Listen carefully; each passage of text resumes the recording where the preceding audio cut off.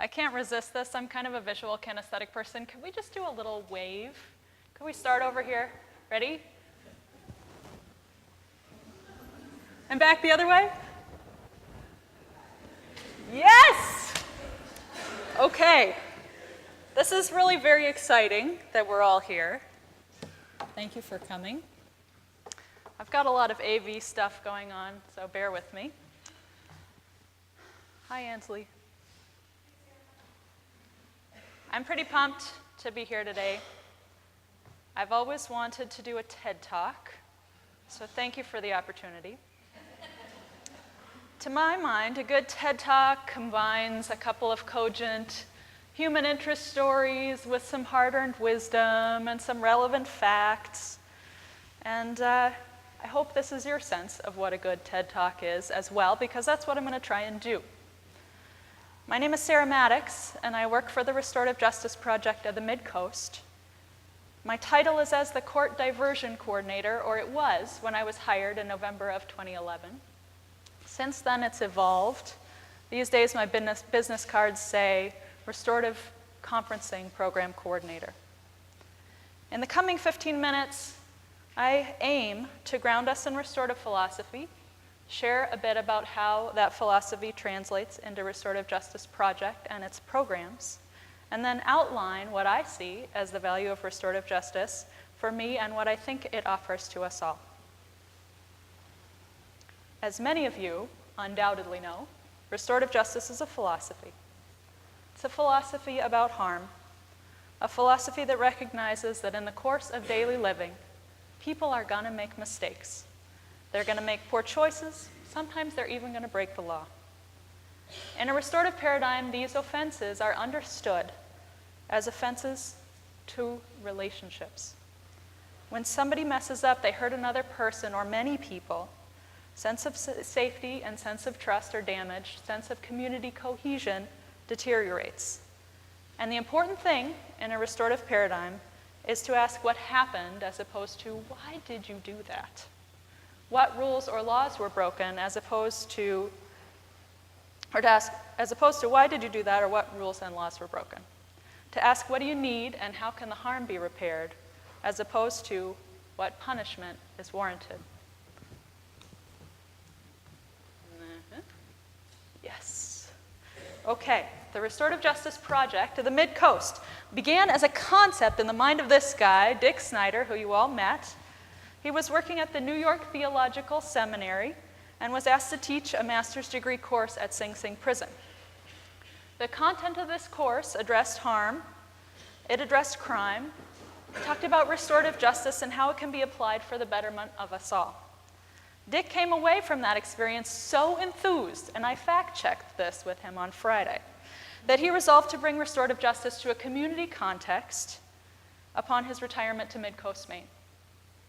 In 2003, Dick joined with others at the UU Church in Belfast, members of law enforcement, Ray Porter, Scott Story, local government, brought people together, and this group began visioning what a comprehensive restorative justice project could look like, based in community. Dick and his colleagues went on to devise a nonprofit with a mission of promoting fundamental change in the nature of the justice system and in schools. This entity grew to involve 3 programs anchored in restorative philosophy and oriented along a continuum of addressing harm by working in the realms of prevention, intervention, and reintegration.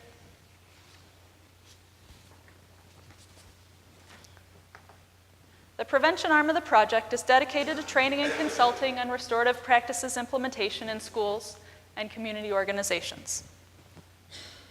The intervention arm serves victims and communities and both juvenile and adult offenders in Prosecutorial District 6, Waldo, Knox, Lincoln, and Sagadahoc counties. This program involves coordinating restorative community conferences between victims and offenders, those who have caused harm and those who have experienced it, to come together and share what has happened, who has been affected, and to collaborate in coming up with a reparative agreement, a means for how the affected person will have their needs met and how the person who caused the harm will work to make things right. The reintegration arm of the project serves residents at the Maine Coastal Regional Reentry Center, folks who are incarcerated and who are at high risk for recidivating. Residents take a class in restorative justice, and increasingly, infractions that occur within that facility are addressed in a restorative circle format.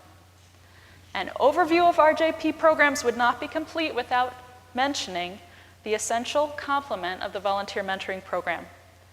Though mentoring is not inherently a part of the definition of restorative justice, it is unimaginable for me to think about how we would be doing the work that we're doing without our incredible cadre of volunteer mentors. These are folks that we have trained, folks that live in the communities where they serve. Both the conferencing program and the reentry program utilize volunteer mentors, either in their work towards completing their reparative agreement, as in the conferencing program, or as they strive towards successful release from incarceration, as in reentry. Since its inception in 2004, the project has trained over 300 community members to work as volunteer mentors. Approximately 120 people are on our active list currently, and they cover a geographic span from Bangor down through Bath. 63 are actively mentoring. The Restorative Justice Project of the Mid-Coast was the first of its kind in Maine, a formal entity with paid staff, an ever-growing cadre of awesome volunteers and stakeholders who are dedicated to bringing this applied philosophy to communities in the Mid-Coast. I want to focus our attention for a moment in consideration of why this is important. Of course, there are hundreds of poignant examples, but I'm going to stick with one.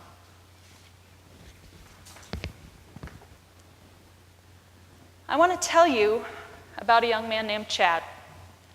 Chad was referred to RJP and the conferencing program in July of 2013 at the behest of the district attorney's office for an incident wherein he took his truck and stove up the ball field at Bristol Community School. He was bored and restless. It was late at night. The field was there. He had a truck. Chad was dismayed to learn pretty shortly thereafter that he had caused an estimated $40,000 in damage to that field. The conference with Chad involved him and his mom, the school superintendent, the principal, the athletic director, the head of maintenance, local law enforcement, and representatives from the community. At the conference, these folks impressed upon him how angry they were at the thoughtlessness of his act. They enumerated the serious and far-reaching consequences of his late-night spree. They detailed the many, many people affected, not just the head of maintenance who had worked there for some 30-plus years and took personal pride in the quality of that field, but also the school personnel who had to deal with the unwanted attention, logistics, publicity, the headache of it all. The scores of children who could no longer play there safely, not just the parents, not just the children, but the parents of those children who were forced to transport them an additional 20 minutes drive each way, each day, so that they could play soccer the coming season. Not only the parents, but also the boosters who lost revenue, the taxpayers who paid for law enforcement response, the school board members, and so on. We all know how it goes. Chad sat there in shame at the conference. He had very little to offer by way of explanation, except that he just wasn't thinking at the time, and he was desperately sorry.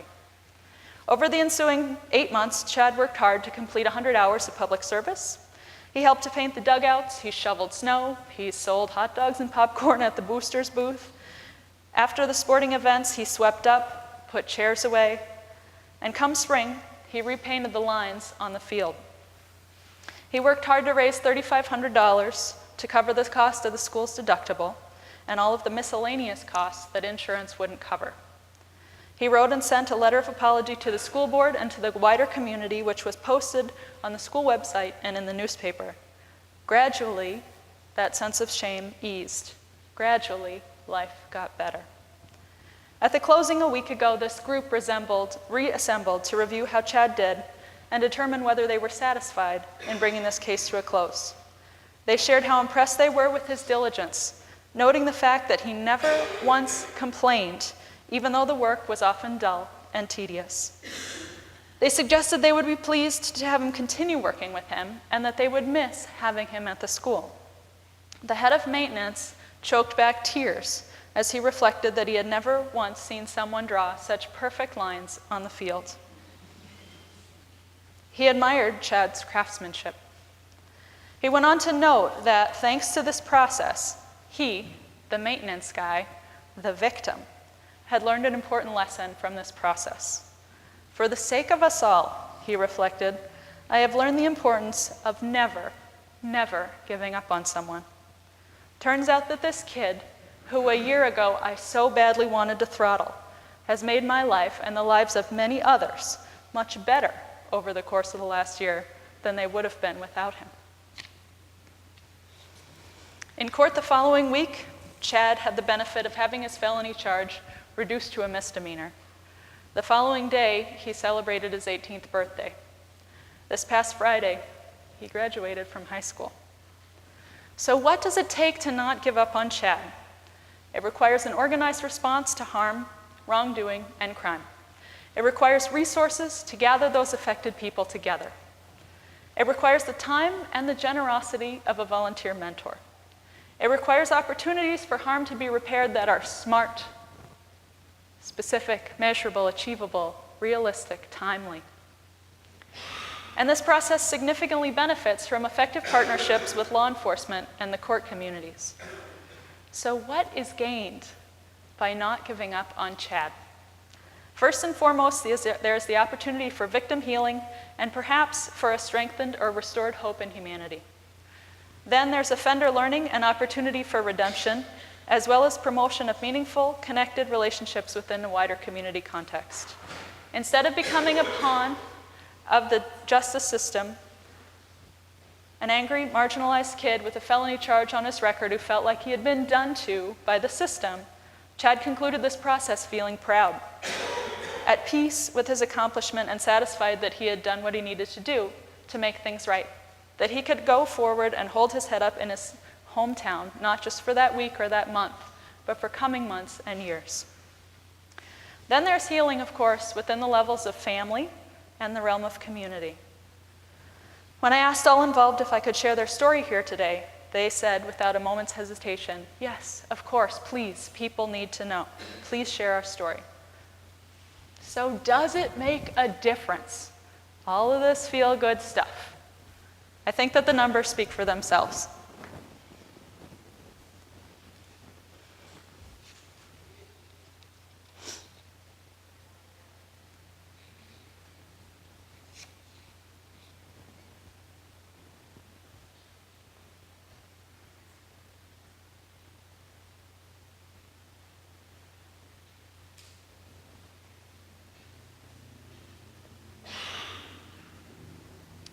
So how did I get to be here? Like for many of us, that's a pretty convoluted answer. I grew up in Mid-Coast, Maine, with what I consider to be a fairly typical degree of insight into the fact that many of my peers had much less than I, and many had considerably more. It didn't go unnoticed by me that there were kids who screwed up and were never seen again. There were others who would disappear for a while, and then they'd reappear. There were the dumb ones and the unlucky ones. They're the ones who were always on the detention list or the suspension list. And there were those who it seemed like they should have been on there, but they weren't. It didn't escape me that people suffered. It didn't escape me that the punishment didn't really seem to address the harm that they caused. But I was honestly at a loss for how to address it. When I finished high school, all I wanted to do was leave small town Maine, where everybody knew everybody else's business. And I had no intention of coming back. My ramblings took me west and north, around the world and back again. Throughout, I was seeking a thread of social justice. I had a deep desire to work with people in settings that gave them the opportunity to be the best versions of themselves. I wanted this as much for myself as for others. This pursuit took me to northern Minnesota and to the Voyager Outward Bound School, literally located at the end of the road close to the Canadian border. At Outward Bound, we took people, a great preponderance of them kids, into the wilderness for varying lengths of time to work out cooperatively in a novel environment and to learn to work together with the overarching goal being to impress upon students the motto embraced by the school's founder, Kurt Hahn. Hahn said, "There is more in us than we know. If we could be made to see it, perhaps for the rest of our lives, we would be unwilling to settle for anything less." I spent 10 years at that base camp, and these were rugged, tremendous years for me. Deep in the heart of 2 million acres of wilderness with myriad groups of people that began as strangers and became family, we worked on what it meant to be human. In the varying onslaught of bugs, drought, rain, temperatures of 40 below, I started to gain insight into how we might alleviate suffering, the suffering that I had so long been witness to. I started to practice courage, the courage to address this suffering and this injustice through honest conversations and by providing individuals with the opportunity to truly take responsibility for their actions. It was at Outward Bound that I was introduced to the concept of restorative justice. It was there that I came across some ideas that were formative ones for me and that I'd like to share with you now. Our job is not to fix people. Our job is not to fix people. They're not broken. People are doing the best they can at any given time. Provided tools, constancy, and compassion, we can learn new ways to approach the world and one another. We can't know our upper limits. Joan Baez said, "Action is the antidote to despair." And go slow to go fast. Or put differently, more tortoise, less hare. There's always plenty of work to be done. More, in fact, than we can ever achieve. So it is essential to pay attention to doing quality work with what lies immediately in front of us. The future will come. We can't prevent this from happening, but we can prepare well for it. Then it came time for me to make a choice. Dedicate my life to that place and that work that I loved, or journey out in search of a spot where I could better apply the concept of act local, think global. This mattered to me, and it was hard to effect in the never-ending flux of students arriving and departing from our little bubble deep in the North Woods. It became clear it was time for me to travel home. And so I did. In the summer of 2011, my husband Aaron and I paddled our canoe from the front door of our little cabin in northern Minnesota to the public landing in Belfast, Maine. It took us 4.5 months. We had no idea what we were going to do when we got there, maybe wait tables or wash dishes. Shortly after we arrived, I was sitting at the kitchen table with my mom, and she said, What is it that you want to do for work? I said, "Well, Mom, I want to work with angry kids, I want to work with apathetic kids, I want to help them communicate more effectively with their communities. I want to strengthen individuals' understanding of one another." "Like this?" she replied, and she pointed to a small ad in the local paper lying out on the kitchen table. It was an ad for an organization that I had never heard of before, the Restorative Justice Project of the Mid-Coast. It was an ad for a court diversion coordinator. And a couple of weeks later, I started my new job. So, why does it matter? It matters because people who have endured or experienced harm have the basic human right to express what they have experienced and to ask for what they need. It matters because individuals who have caused harm have the basic human right to understand whom they have affected and to work towards repairing that harm, to work towards regaining their dignity and their place in their community. It matters because all of us benefit when one individual has the opportunity to prove that they care. It matters because communities are made of a multitude of people, each one of us with our own story, each one of us causing and experiencing harm on a daily basis. Harm will happen. It's how we respond to it that's crucial.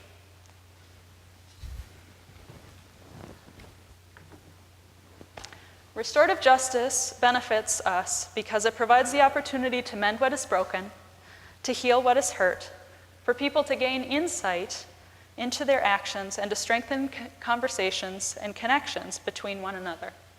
Restorative justice offers each of us